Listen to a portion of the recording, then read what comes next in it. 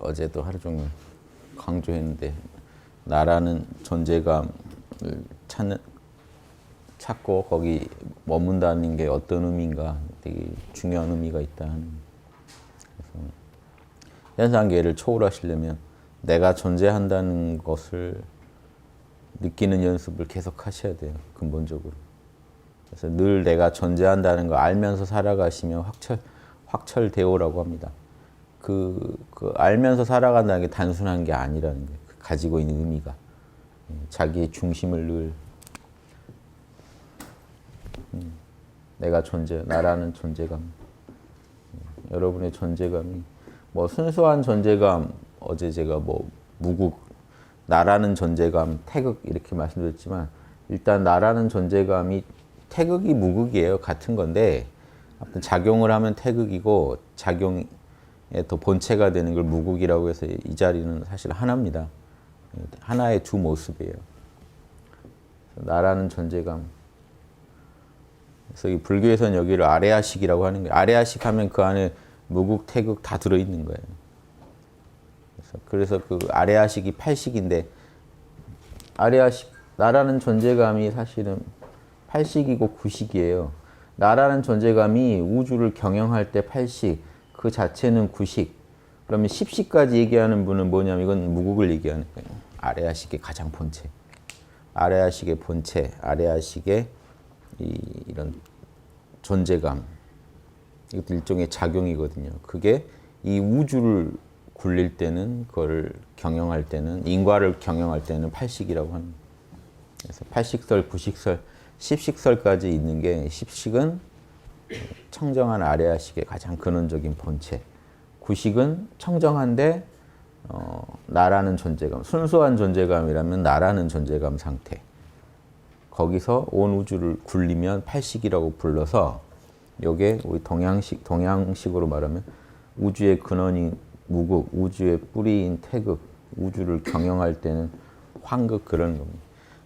각 철학마다 용어가 다 있어요. 부르는 용어가. 왜 이걸 구분할 수밖에 없냐면 정신을 가지고 파고 들어가면 이 단계가 다 있어요. 그리고 왜 이렇게 불리는지. 그래서 우리 아레아식 자리를 알고 싶다. 유식학을 아무리 공부하시면 뭐합니까? 전 5식은 알죠. 오감은 알죠.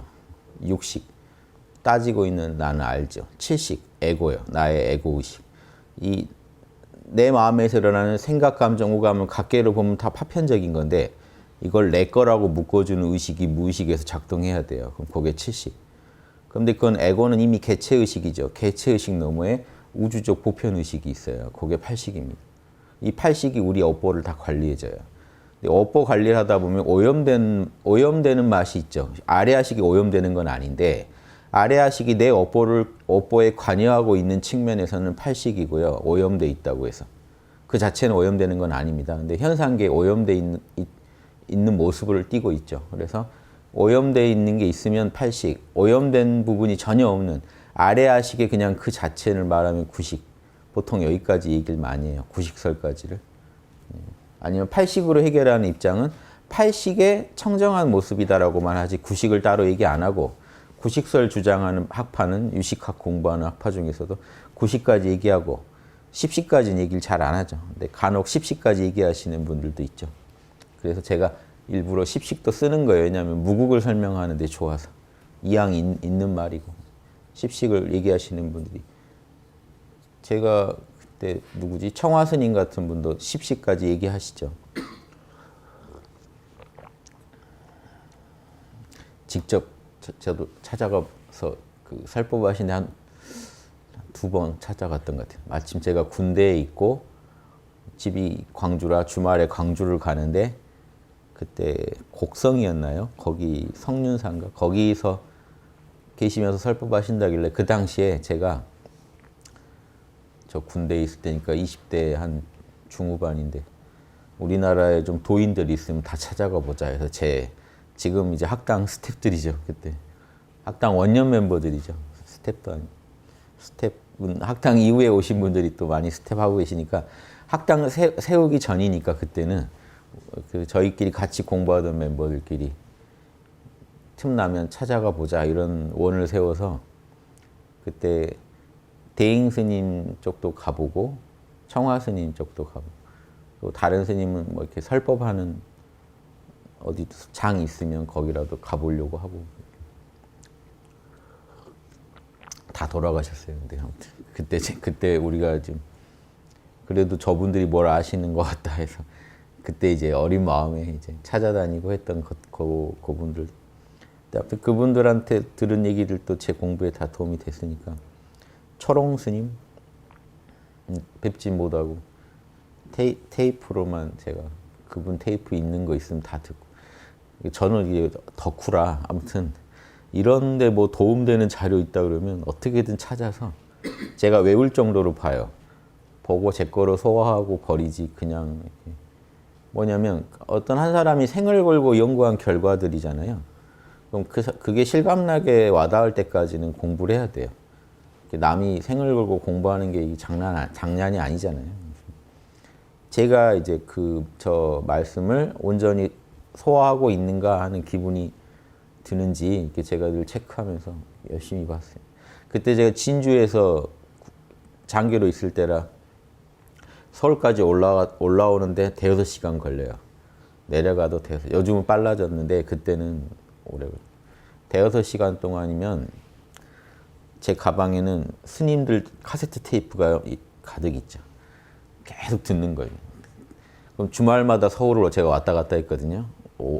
그거밖에 할 게 없어요. 그때 스마트폰이 이렇게 돼 있지 않으니까 없었으니까 그 외울 정도 되지 않겠어요. 군 생활이 40개월인데 왔다 갔다 훈련 기간 빼더라도 3년인데 3년간 제가 왔다 갔다 하면서 듣고 또 듣고 했죠. 그게 제일 재밌으니까 스님들 법문이. 그래서 그때 재밌었던 게 대잉 스님, 청화 스님, 철옹 스님 그분들께 기억나네요. 저는 이제 단학을 했으니까 이 얘기만 들을 수는 없고 아무튼 이게 제일 중요합니다. 단학을 하면요. 몸에 이제 경락이나 차크라를 다 여는 작업이거든요.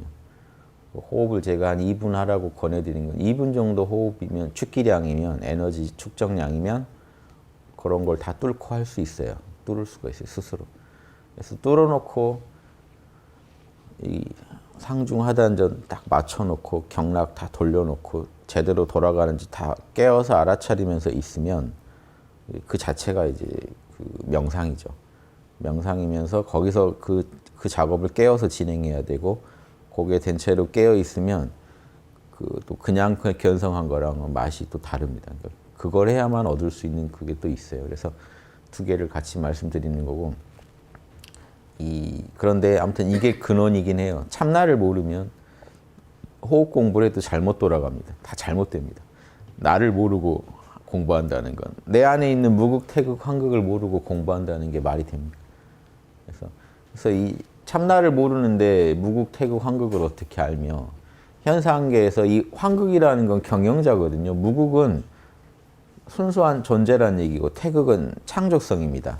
특징들이요. 여러분 참나가 가지고 있는 세 가지 특징이에요. 무극은 존재성이에요. 그냥 존재한다는 것 그 자체가 특징이고요. 태극은 창조성입니다. 그리고 이 환극은요. 경영성이라는 말이 있나? 주제성이라고 하죠. 경영을 한다. 우주를 경영해요. 그러니까 한마디로 하면 주인공이죠. 존재로 만족하면서 우주를 낮추면서 우주를 경영하고 있다. 인과대로. 이 자리가 있다는 거예요. 이 자리가 있다는 걸 모르고 공부하는 공부는 이게 제대로 효과를 못 발휘하죠. 결국 이 견성을 해야 모든 공부가 살아납니다. 단학을 하건 뭘 하건. 그런데 견성을 해도 또 단학을 왜 하느냐? 이 무국태국 한극의 작용을요 업그레이드 시켜줘요. 현상계에서 표현하는 이 능력을 업그레이드 시켜줘요. 그러니까 결국 영적 레벨이라는 게 있고 레벨을 올리는데 호흡이 지대한 도움을 줍니다. 1지, 2지, 3지 이렇게 올라갈 때 호흡이 영향을 줘요. 꼭 1지, 2지를 논하지 않더라도 내 공부를 더 업그레이드 시켜준다. 호흡이. 이렇게 생각하시면 되겠습니다. 그래서 그런 얘기 차원에서 제가 견성도 꼭 하셔야 되고 단학도 여력이 허락하시는 만큼 별거 어렵지 않습니다. 자기 들이쉬고 내쉬는 호흡 관조에서 시작해서 다른 깨어서 하셔야 돼요. 깨어서 숨 들어온다, 단전까지 간다, 단전 찍고 숨 나간다. 요거를 계속 이것만 보고 계실 수 있는지. 석가모니 부처님께서도 돌아가실 때까지 계속 하셨던 게 호흡관입니다. 그러니까 남는 장사죠. 일단 호흡관만 해도 남는 장사고 부처님 하시던 거 하는 거니까 부처님 하셨던 수행 하시는 게 남는 이 의심도 덜 나실 거고 남는 장사죠. 그런데 뭐가 더 남느냐 이걸 하면은 지금 저희는 단학법을 쓰니까 그냥 호흡관만이 아니라 호흡을 길이를 들숨날숨 길이만 맞춰주시면 돼요. 길이와 굵기를 맞춰주시면 돼요. 그러면 호흡이 고르게 되죠. 들어가고 나가는 호흡이 고르게 되는데 내 몸의 음양을 조절하고 싶다. 근데 다른 어떤 것보다 음양 현상이 여러분 몸에서 발생하고 있는 들이쉬고 내쉬는 거예요. 그걸 조절해 버리면 몸의 에너지부터 조절을 쉽게 할 수 있습니다. 그래서 음양 조절하는 가장 핵심이 호흡입니다. 그래서 마음도 음양이죠. 마음 들고 나는 것도 깨어남으로 해결하듯이 몸을 해결하는 방법은요. 호흡이고 호흡은 참 신기한 게 몸과 마음의 중간에 위치해서요. 마음에 또 지대한 영향을 줍니다. 그러니까 그리고 사실은 우리 육신이 없더라도 호흡 몸 가지고 영원히 이 참나를 표현하는 거 이게 의성신이라고 하는 거고 불교에서는 이 도교에서는 신선이라고 하는 거예요. 그러니까 그런 방법까지 이걸 기독교에서는 영생이라고 하는 거예요. 영적인 몸이라고 부르는 거예요. 그거를. 그 방법이 있어요. 그래서 인류는 그걸 알고 해왔고 얻었던 사람들이 있으니까 그 방법도 전해오죠. 그 방법들을 잘 활용하시는 게 한 생에 우리가 수행해서 정진할 수 있는 그 역량을 엄청나게 키워줍니다. 그래서 우리 모두가 다 같이 십지보살 뭐 되자는 게 아니라 지금 현재 내가 갖고 있는 역량을 몇 배로 더 키울 수 있다. 호흡을 이용하면 빨리 키울 수 있다. 그건 꼭 말씀드려요. 저는 많이 지도해봤기 때문에 호흡 지도를 해가지고 호흡이 어느 정도 제대로 이루어졌을 때 그때 이런 심오한 얘기를 제가 하잖아요. 그럼 이해도가 확 높아져 있어요.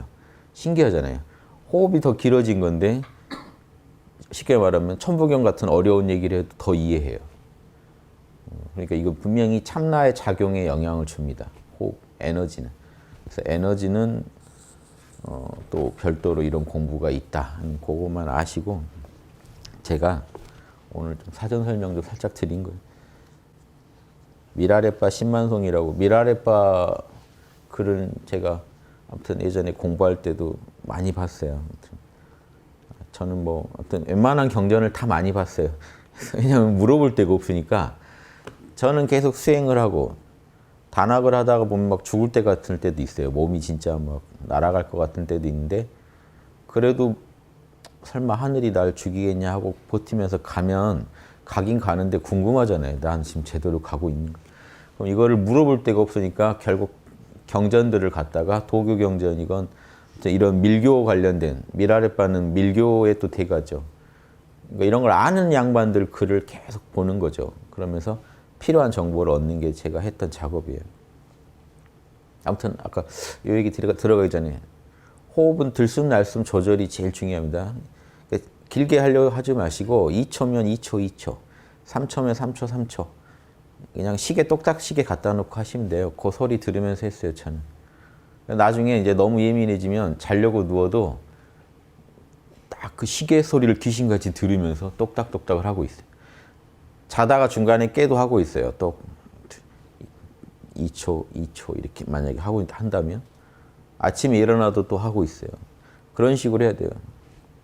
그래서 나중에는 잠이 안 와서 막 베개로 덮어놓고 시계를 차고 건전지 빼고 자고 왜냐면 그 소리가 들리면 하고 있으니까 그 정도로 인간이요 하면 금방 습관화가 되면 무섭습니다.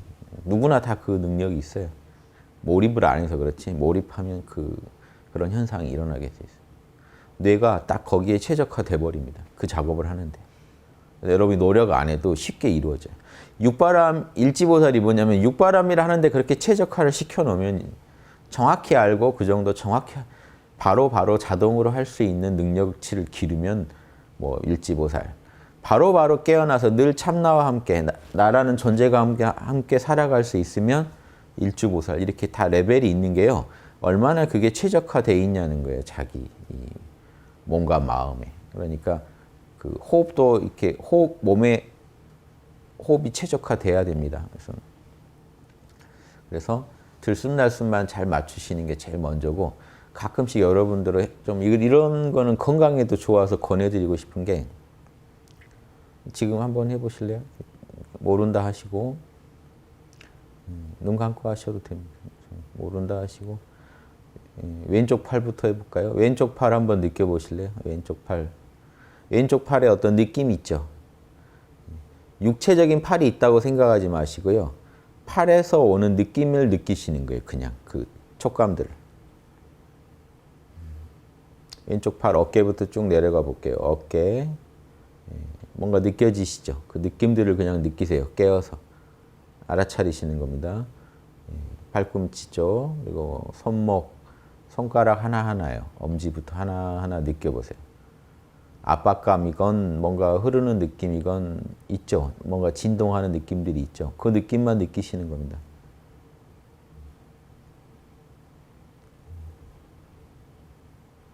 육체적 팔은 잊어버리시고요. 육체적 팔은 몰라 하시고 그 느낌만 느끼시는 거예요. 깨어서 느끼고 계시면 참나가 그 오감들을 알아차리고 있는 거죠. 그 촉감들을. 이게 법공 공부도 됩니다. 깨어서 알아차리다 보면 그 또한 참나의 작용으로 느껴지고요. 육체 몸을 잊고 이 에너지 몸에 집중하는 겁니다. 이런 식으로 하시면요. 팔이 있긴 있죠. 팔에서 느낌이 오죠. 근데 이 육체라는 생각은 하지 마시고 그냥 느끼세요. 오른팔도 똑같이 느껴보세요. 오른팔도 어깨부터 팔꿈치. 천천히 하셔도 됩니다. 제가 좀 빨리 진행하는데 손목, 손가락 하나하나. 뭔가 진동하는 느낌이 있죠? 미세하게. 그걸 느끼면서 깨어 계시기만 해도 이게 좋은 법공 공부입니다. 이런 팔 또한 알아차리는 참나로 인해 존재하고 둘이 아니다. 그리고 양팔을 느끼시면서 그 팔한테, 그 팔의 느낌한테 이렇게 얘기해 주세요. 괜찮다. 편안하다. 이 팔을 맑은 에너지가 둘러싸고 있다고 상상하시면서요. 이 팔이 이 에너지 팔들이 신성한 에너지 안에서 보호받고 있다고 생각해 보세요. 여러분 몸을 에너지가 둘러싸고 있고 그 에너지로부터 좋은 기운을 받고 있다. 보호받고 있다. 여러분의 에너지 몸을 어떤 기운의 바다에 빠뜨렸다고 생각하시고 자기를 둘러싸고 있는 좋은 에너지를 느끼시면서 지금 팔에서 느껴지는 그 에너지의 느낌들을 집중하세요.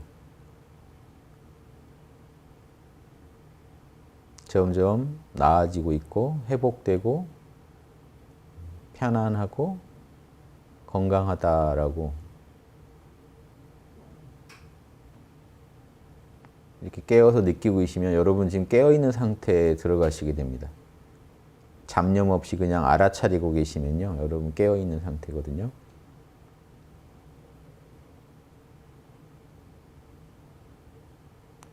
예.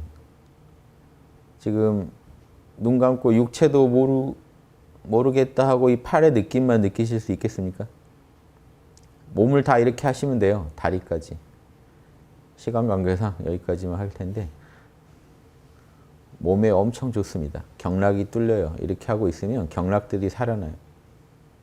스트레스를 안 줘서도 살아나고 여러분이 깨어서 기운들이 잘 흐르게 돕기 때문에도요. 이게 살아납니다. 그래서 이게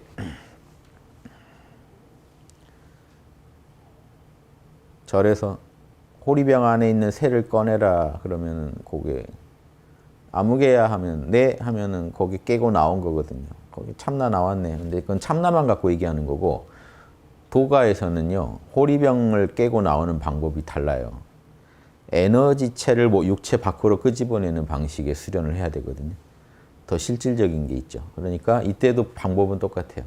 신기하게 제가 도교 경전을 보고 연구한 거나 선불교에서 하는 얘기나 이치는 같습니다만 맛이 다르죠. 뭐냐면 내 몸 안에 에너지체를 꺼내는 방법은 내가 참나를 꺼낼 때도 에고를 잊어버리고 몰라 하고 참나만 느끼면 사실 그게 참나가 나온 거예요. 마찬가지로 이 몸에서 에너지체를 꺼내는 방법도 여러분이 지금 하실 수 있어요. 여러분 에너지체 다 있어요. 수련 안 하면 없는 게 아니라 원래 있어요. 수련해서 그걸 개발하는 거지. 원래 있는 에너지체 느끼고 싶으시면요. 몸이 있다는 걸 잊어버리시고 방금처럼 팔다리에서 오는 에너지의 느낌만 느끼시는 거예요. 느낌만 느끼시면서 내가 몸이 있다는 걸 잊어버리시면 여러분 이미 몸 밖에 나와 계십니다. 몸에 걸리지 않는 거예요. 이런 연습을 자꾸 하세요. 그래야 에너지 수련이 더 잘 될 겁니다. 에너지 몸에 대한 이해도 높아질 겁니다. 그래서 이런 결국 우리가 호흡을 길게 하고 하는 거는 이 에너지 몸의 느낌을 계속 바꿔주면서 더 강화시키는 겁니다. 능력치를. 이게 참나를 담는 아주 훌륭한 그릇이 돼요. 이걸 밀교에서요. 만다라 그려놓고 하죠. 그 얘기 누가 자세히 안 해주지만 만다라가 상징하는 게 이 에너지체예요. 불성을 담는 그릇. 여러분 참나는 어디다 담을까요? 육신이요? 육신은 한계가 있는데요. 참나를 담을 수 있는 영원한 그릇을 만들려고 만드는 게 에너지체예요. 그게 만다라입니다. 만다라는 사실 에너지체와 그 에너지체가 존재하는 세계를 말해요. 그 에너지체와 에너지체의 세계. 여러분이 꿈속의 몸을 갖고 있으면 꿈속의 세계에 접속이 되죠. 육체의 몸을 가지면 육체의 세계에 접속이 되죠. 에너지 몸을 가지면 에너지 세계에 접속이 됩니다. 그래서 그 부처의 몸과 부처가 사는 세계를 그리는 건요. 에너지체의 세계입니다. 그래서 밀교에서 그렇게 만다라 이런 그림에 집중하는 거예요. 여기 상징하는 게 불성을 담는 그릇이에요. 근데 이 그릇은 한계가 있어요. 불교에서 분단신이라 그래요. 수명의 한계가 있고 형체의 한계가 있는 몸. 분단신을 초월해서 영적인 몸이 있어요. 변혁신이라고 하는. 이게 의성신인데 내 마음대로 바꿀 수 있는 몸이라고 해서 변혁신인데 의성신을 얻는 게 티벳에서는 무지개 몸이라고 하죠. 요거 얻는 게 왜 그렇게 중요하냐. 왜 그거 얻는 거를 만다라로 자꾸 표현하는가. 그게 불성을 담는 그릇이에요. 그 그릇이 있어야 현상계에서 원만한 작용을 하면서 주제를 해나갈 수 있어요. 중생구제를 하고 현상계를 올바른 방향으로 끌고 갈 수 있는 힘이 거기서 나와요. 참나로만 존재하면 이 현상계도 인식 못해요. 어차피 현상계를 인식하면서 우리가 살아가야 되면 현상계랑 참나가 둘이 아니다, 색즉시 공이다 하면서 살아가시려면 그 안에서 결국 두 가지, 참나각성까지 포함하면 세 가지. 참나각성 빼고 얘기하면 두 가지가 중요합니다. 에너지 몸과 육바라밀.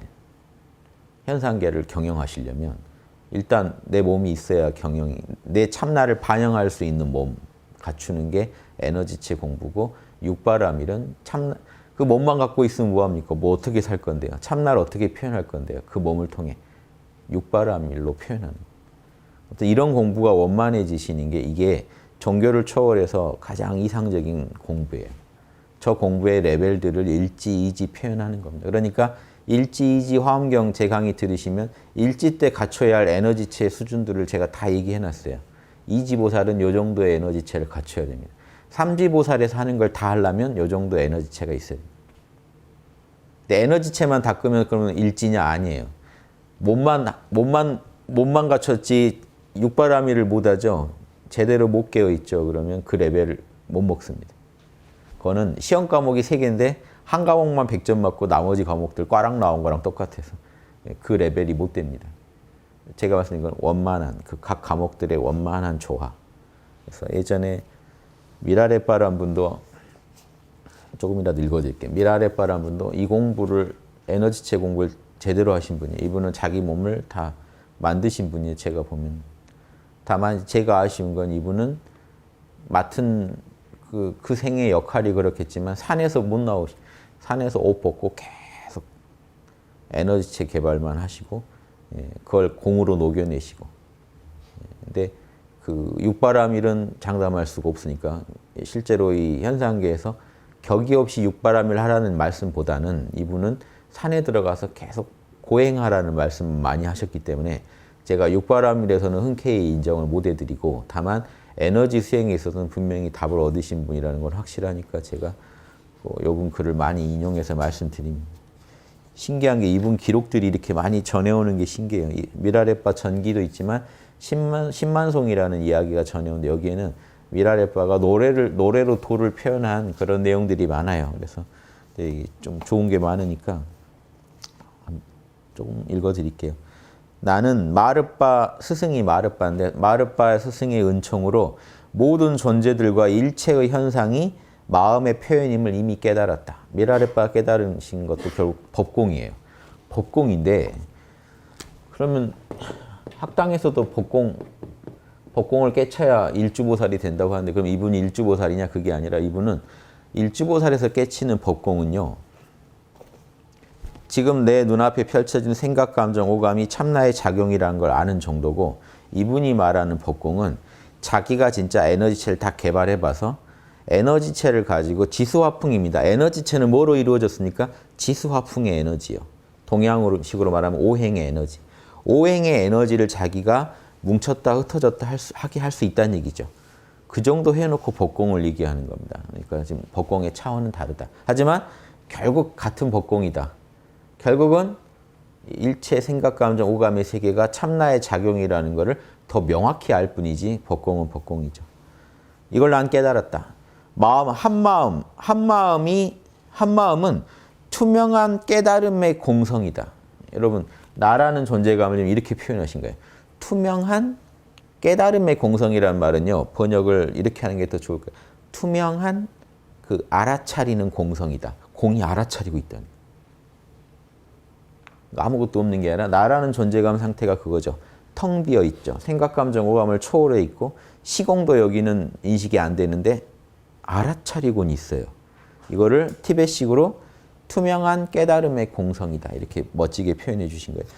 그러니 어떤 현상이 일어났는데 악마들이 막 이렇게 미라레빠한테 겁을 주는 현상을 일으켰나 봐요. 근데 거기에 대해서 나는 일체가 참나의 작용이라는 걸 깨달은 사람이고 한마음, 이 투명한 깨달음의 공성자리를 난 얻었으니 이 현상들이 나를 어떻게 해치겠는가라고 이제 노래하는 외침 그 부분입니다. 그래서 이렇게 작은 대사 하나에도 도가 확 드러나요. 그러니까 이게 소설 같으면서도 도를 계속 얘기하고 있어서 그 부분 몇 군데만 말씀드릴게요. 내용이 워낙 많아요. 좋은 내용이. 아무튼 저랑 또 그 육바라밀 입장에서는 좀 다른 입장이 있지만 이분이 분명히 고수니까 고수의 이야기는 들으셔야 됩니다. 참고할 거라죠. 생명열이 각성될 때 단전 배꼽 아래에서 단전의 열기죠. 이 배꼽 한 5cm 아래요. 뭐 손가락 3개 아래니 뭐라고 하는데요. 한 5, 6cm 아래 저 안쪽에 보면 요만한 알이 있어요. 거기 단전인데 에너지를 거기다 자꾸 불어넣어주면 나중에 이렇게 또렷이 뭔가 드러나실 거예요. 신기하죠. 배 촉감으로 그걸 느낄 수 있어요. 딱 잡으면 배 느낌으로 싹 이렇게 뭔가 잡아본다는 느낌으로 배를 이렇게 하면 계속 이렇게 하고 계시면 안 돼요. 탈날 수 있으니까. 근데 확인하고 싶으시면 한번 쓱 배로 이상한 얘기죠. 배를 뭐라고 해야 되나? 싹 잡아보는 거예요. 뱃속의 느낌으로 잡아보면 요만한 알이 있어요. 그게 중단전 여기에도 있고 상단전에도 있어요. 그 알들이 딱 있어요. 신기하죠. 이 에너지라 어떤 크기를 물질적으로 한정할 수는 없습니다만 잡아보면 이제 이런 느낌이 느껴질 때가 많아요. 뭐 쌀알 같다고 할 때도 있고, 그러니까 이 크기는 꼭 딱 이래야 된다가 아니라 아무튼 제가 가장 이렇게 편안할 때 잡아보면 그 정도 느낌이 제일 선명했던 것 같아요. 다 요만한 알로 느껴지는 게. 거기가 불자리입니다. 여기서 불이 나요. 거기를 정확히 잡으면 엄청난 불이 일어납니다. 쫙.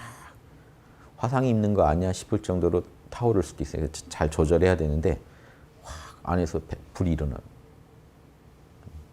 이 머리에 여기 아래서는 냉기가 확 일어납니다. 신기하죠. 불이 여기서 이게 이 태극이 정확한 거예요. 태극 그림을 실제로 해보시면 자, 일부러 이렇게 그렸어요. 등 쪽으로 기운이 올라가고 몸 앞쪽으로 내려가는데 이 알이 여기 그려놓죠. 그럼 흘러내리면 물인데 마이너스 기운이고 올라가면 발산이니까 플러스 기운인데 뜨거워야 올라가고 시원해야 내려오는데 뜨거운 게 올라갈 때 기점이 있을 거 아니에요. 이 기점을 그리는 거거든요. 이 기점이 하단전, 이 기점이 상단전. 올라가면 확 식혀버려요. 냉합니다. 이마가 냉해질 정도로 냉해요. 공부 잘 되고 계신 거예요. 그러면 그 냉기가 태극을 지금 음양을 움직이는 거예요. 끌어내려요. 올라간 기운을. 냉한 이 기운을 다시 불로 데펴서 끌어올려요. 이게 몸 안에서 승강이 일어나요. 티베트 밀교는 이걸 시각화를 통해 많이 돌리는데 제대로 하신 분들은 호흡을 이용해서 호흡 힘으로 돌리는 게 진짜예요. 안 돌아가니까 억지로 정신으로 끌고 가는 게 시각화예요. 여기서 불이 타오른다고 느끼고 여기서 물이 흘러내린다고 이렇게 느끼면서 시각적으로 몸에 그 현상을 만들어내는 방법도 있어요. 주문을 통해서 하는 방법도 있고 다양한데 제일 전공법은 그냥 에너지 단전에다가 에너지 엄청 밀어넣어주면 알아서 이 현상이 일어납니다. 이건 자연의 원리니까. 그래서 우리식이 저는 제일 그 자연의 원리에 부합한다고 생각해요. 억지로 하는 게 없거든요. 호흡 조절해 주는 거 외에는 일체 조절을 안 합니다. 들숨날숨 조절을 안 해주면 알아서 이게 다 일어나요. 몸 안에서 현상이 다 일어납니다. 차크라 다 열리고. 근데 아무튼 이 양반들도 자기들 식대로 했지만 현상은 비슷해요. 생명열이 각성될 때 기쁨이 솟구치며 여기서 불이 피어오를 때 몸의 경락들이 이제 열리고 특히 이제 척추를 관통해서 위로 올라가죠. 이거를 뭐라고 했냐면 이대 통로, 분열된 통로로 흐르던 에너지 바람이 중앙으로 모여서 정수리로 뚫고 올라갈 때 기쁨이 샘솟는다. 이건 기본으로 하신 분입니다. 각성의 마음이 알아차리는 마음이 위에서 흘러내릴 때 기쁨은 용솟음치며 아래까지 정화시킬 때 기쁨은 끝이 없나니. 이러면서 정신이 또 그 에너지 돌아가는 거 따라 알아차리면서 또 아래로 내려와서 몸의 구석구석 변화를 일으킨다. 그러니까 정신과 지금 기운이 함께 계속 돌아가는 현상입니다. 백과적이 만나는 가운데. 근데 우리는 이게 물과 불, 용과 호랑이라고 하면 티벳은 여긴 양이죠. 여긴 음이니까 보세요. 재밌죠? 양이 제일 성한 데서 물이 흘러내리니까 이거를 남자의 정액에 비교해서 백색 빈두라고, 빈두는 정액이란 뜻이에요. 티벳 말로. 백색 빈두라고 표현하고 음기가 제일 성한 데서 불이 타오르니까 이거는 여성의 피를 상징해서 음기. 그러니까 이거 자체는 양기지만 음에서 발출하니까 피, 적색 빈두라고 합니다. 요 두 개가 돌다가 어디서 만나겠어요? 가운데서 중단전에서 만납니다. 그래서 이 중단전에서 만나는 걸 티벳에서는 중시해요. 나중에 다 만나게 돼요. 그래서 이 동양에서는 전체적 순환을 중시하고 상단전에서의 변화를 더 강조하면요. 티벳은 이게 돌다가 중단전에서 이루어지는 변화를 더 강조하는 차이가 있을 뿐이에요. 하나하나 디조해서 설명드릴 수 있는데 똑같아요. 저는 그런 문헌들을 다 구해서 보고 분석해서 도교와 어떤 차이가 있고 또 우리식, 조선식과 중국 도교의 차이 같은 거 다 분석해서 제가 용어비결에서 그래도 핵심은 다 써놓은 거예요. 용어비결에. 중국식 도교, 그런 티벳식 그런 가르침, 우리식 비교를 해서 조선식의 훌륭함을 표현해 보려고 쓴 책이 용어비결입니다. 그래서 그 안에는 다 정리가 돼 있는데 제가 설명을 안 해드리면 또 글만으로는 전달이 안 될 부분이 있을 거긴 해요. 그런데 핵심은 다 설명해 놨습니다. 그래서 아무튼 이 얘기도 이 용과 호랑이, 동양 같으면 용호비결 그러는 거에서 이거를. 근데 여기서는 백색, 적색의 빈두가 가운데서 만나서 지복이, 중단전에서 지복이 생기네. 그 지극한 복락이 전신에 퍼져나니, 전신주천이라고 하죠. 전신으로 기운이 돌면서 이는 수행자의 6가지 지복 체험이네. 이런 이 과정에서 지복들을 계속 체험한다. 이게 수행의 아주 미천이다. 이 양반은 그런 히말라야 그런 추운 데 들어가서 옷도 벗고 계속 이 생명열을 일으켜가지고 몸을 태우면서 계속해서 이런 지복 체험을 하고 있었던 거죠. 그래서 제가 원만한 보살도라고 말씀드리긴 뭐하지만 이분은 이분대로 또 보살도를 산에서 혼자 이분이 계셨기 때문에 저희가 또 이런 내용을 알게 됐잖아요. 이분도 또 보살도라 이게 딱 이렇게 각자 역할이 또 있는 부분이니까 이렇게 이해하시면서 취할 부분만 잘 취하시면 좋겠어요. 어떤 제자, 어떤 목동인 것 같은 목동한테 도를 가르치는데 목동한테 마음이 어떻게 생겼는지 찾아오라 그래요. 근데 밤새 찾았는데 못 찾았어요. 가서 얘기해요. 나라는 게 없더라. 그래, 그게 이제 아공을 깨친 거죠. 그래, 간밤에 너는 나라는 것을 찾았지만 찾지 못했나니 이것이 바로 개야, 개체적 자아니까 에고입니다. 에고의 나 없음의 수행이다. 에고가 없지 않느냐? 에고가 실체가 없지 않느냐? 이게 아공이에요. 아공 수행이다. 그런데 만약 모든 전제가 텅 비어 있음, 법공을 알고 싶다면 내가 보여주는 길을 따라 그게 뭐냐면 배꼽에 불 일으키는 법입니다. 에너지체 수련을 하면서 12년간 명상을 하렴. 그때가 되어서야 비로소 마음의 본질을 알게 되리니 소년아 이를 깊이 생각해봐라.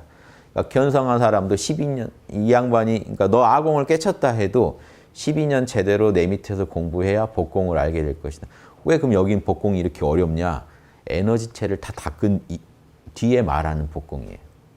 내가 실제로 마음법을 가지고 몸뚱이도 만들 수 있는 정신력을 확보했을 때 법공을 얘기하는 걸 이 양반은 법공이라고 생각합니다.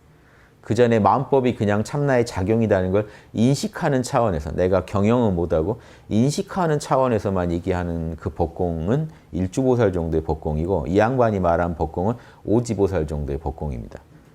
실제로 의성신을 완성하면 오지보살이에요. 이건 능가경 같은 데 보시면 잘 나와요.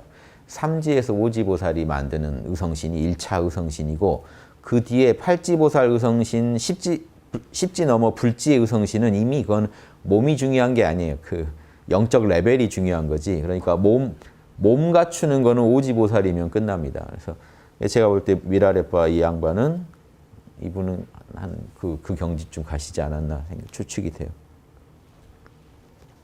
재밌죠?